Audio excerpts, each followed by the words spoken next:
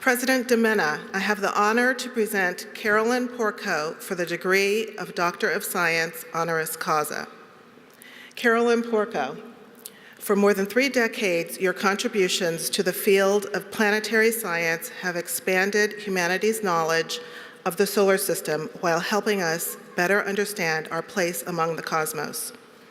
As the leader of the imaging science team for the Cassini mission to Saturn, you played a key role in the discovery of new moons and rings surrounding the planet, as well as lakes and seas of hydrocarbons on its moon Titan and geysers of water and organic materials on its moon Enceladus. As an imaging scientist for the celebrated Voyager mission, you helped create the iconic pale blue dot image, which revealed, like never before, our fragile island, Earth, in space. One of the leading minds of your generation, you have co-authored 130 scientific papers in astronomy and planetary science, and your contributions to the exploration of the outer solar system have been recognized with the naming of an asteroid in your honor. Your insights on science, planetary exploration, and the future of humanity are sought after by both distinguished media outlets and Hollywood movie studios, and you have been lauded for making complex concepts relatable to the general public. For your groundbreaking discoveries in planetary science, for your contributions to furthering the understanding of this important work in the public sphere, and for inspiring a new generation to look to the skies, we are proud to bestow upon you the Doctorate of Science honoris causa.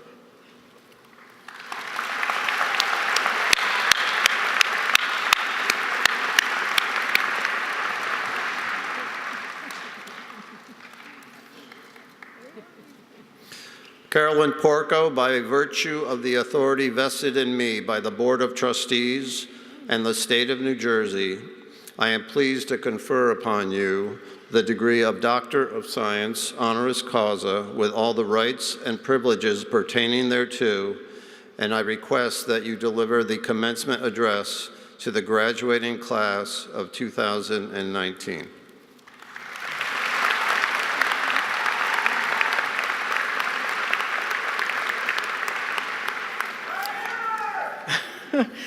Thank you, President Domena, Trustee Toto, and the entire Board of Trustees of Monmouth University for this wonderful honor. And many thanks to Gloria Brown-Simmons in the Chemistry and Physics Department for her nomination of me. And good afternoon, and congratulations to the class of 2019. I am at least as happy as you are to be here today to have the opportunity to speak to you on your special day. I'm going to begin by telling you a little something about myself. When I was a young teenager, I was very much a seeker and asking some very big questions like, what is the meaning of my life? And what am I doing here? I was so mystified, and I remember being even depressed about whether or not my existence had any significance at all, and I went in search of answers. And I looked first to the ancient philosophies of Hindu and Buddhism, and later to more modern philosophies like existentialism, and when I found no answers in any of that, I changed course. And my questions turned from, what am I doing here, to, well, where is here? And at that point, I set out to understand the universe itself. And I went to college and graduate school to do just that. And by the time I was done, while the meaning of life still eluded me, I was well on my way to a career in planetary exploration.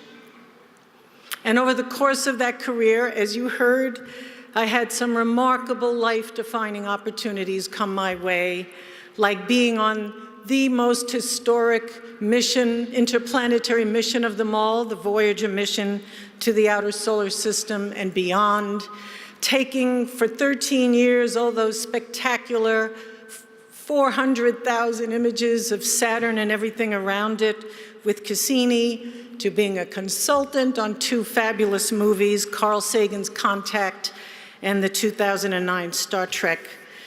And looking back on all of it now, these things I got to do seem like some kind of crazy magic to me. And I can barely believe that they happened to me, a girl from the Bronx, the daughter of immigrants born into a lower middle class family. It just hardly seems possible. But I'm just glad that I had the chutzpah to take advantage of all these opportunities and that I was prepared to do so. And that brings me to my message to you.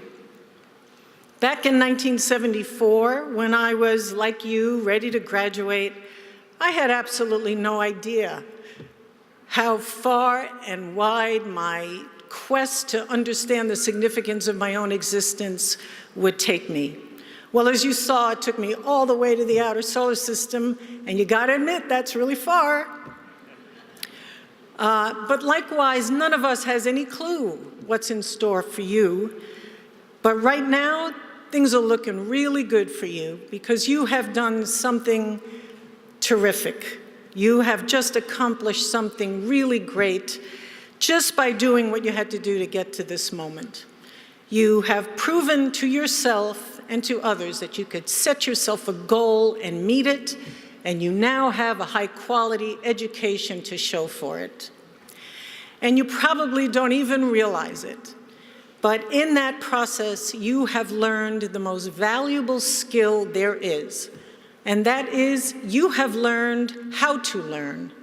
And knowing how to learn is a skill that will take you through every unfamiliar situation in your life, personal and professional, and into fields and disciplines that haven't even been invented yet. So consider yourselves prepared to meet new challenges, to work on difficult problems, and to make the best of any opportunity that might come your way. And stay prepared, which is to say, now that you know how to learn, keep learning. The life and the universe are big and wide, and learning about any of it, from the workings of the natural world to the cultures that humans have created, is a joyous and mind-expanding opportunity and adventure. And I can assure you that the knowledge that you will gain from it will enrich every moment of your life. Knowledge does that. And here's another thing that knowledge does. Knowledge gives us power. The power to correctly evaluate, the power to draw conclusions, the power to make good decisions, and ultimately to solve problems. Today, as you know, we are facing problems that are unprecedented in scope and severity. I am, of course, referring to our rapidly changing climate, the destruction of our biosphere, the horrific pollution and overfishing of our oceans, overpopulation, and on it goes. And the biggest challenge in solving all these problems is not technological. We already have the know-how to solve most of them, or we could readily attain it given enough resources. That's not the issue. The biggest challenge by far is that these problems are not local. They are global. They are cross-tribal. They extend across oceans. They go beyond national boundaries. But their solutions will require a coherence and a unification of thinking and purpose among all peoples around the world, and that is a scale of peaceful cooperation that our species has not yet achieved. And to make matters worse, there are some very big forces, both within us and imposed from the outside, that compete for our attention and our loyalty. We are bombarded all the time with messages to be partisan, to identify with one group and not the other, to love our own tribe, whatever that may be, more than we love another, to be loyal even to a brand and not another. But our respect, our loyalty, our love, these are the most meaningful gifts that we humans have to give. And I want to offer you another way of thinking about how you might expend those gifts. In my belief that it just might be a way towards global cooperation. And it's a perspective on ourselves that we have been shown by 6 decades of interplanetary travel. A perspective that has finally brought me to the end of my own personal 50-year quest and has shown me the significance of our existence, what that truly is.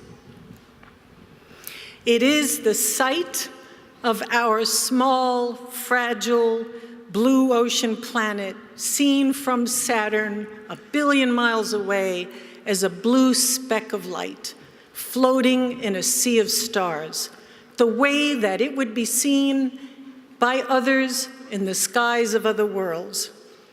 It is that uncorrupted, unpoliticized view of all of us together on that one tiny little dot of a planet alone in the blackness of space.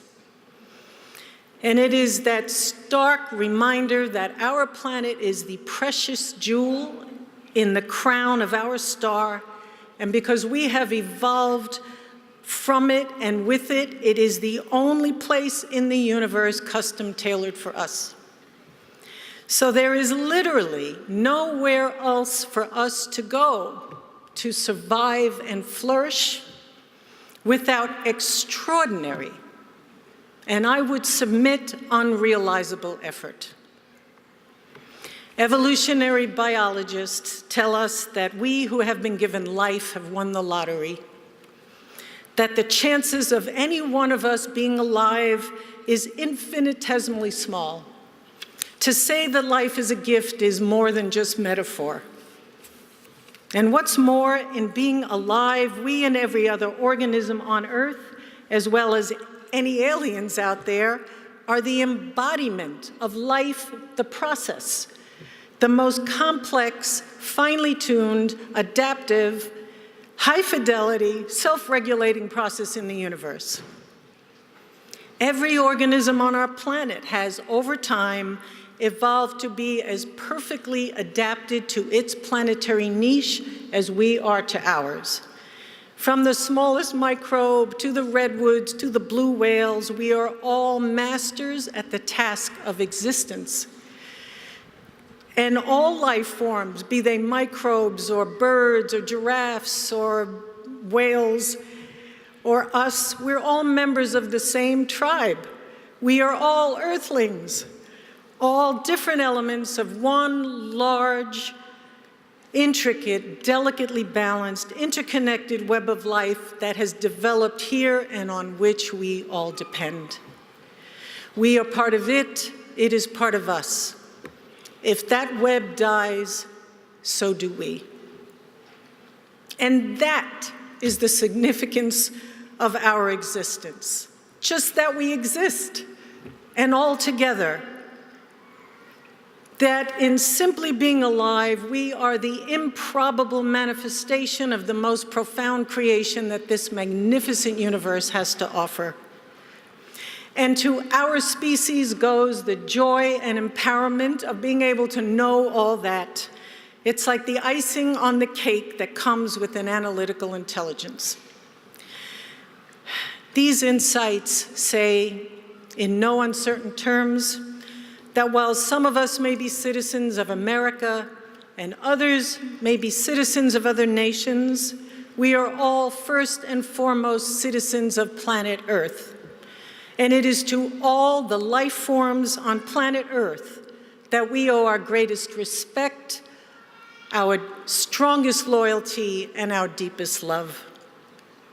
It is planet Earth and all her offspring, human and not, that we must protect, whether they are of any use to us or not, for their sake and for ours.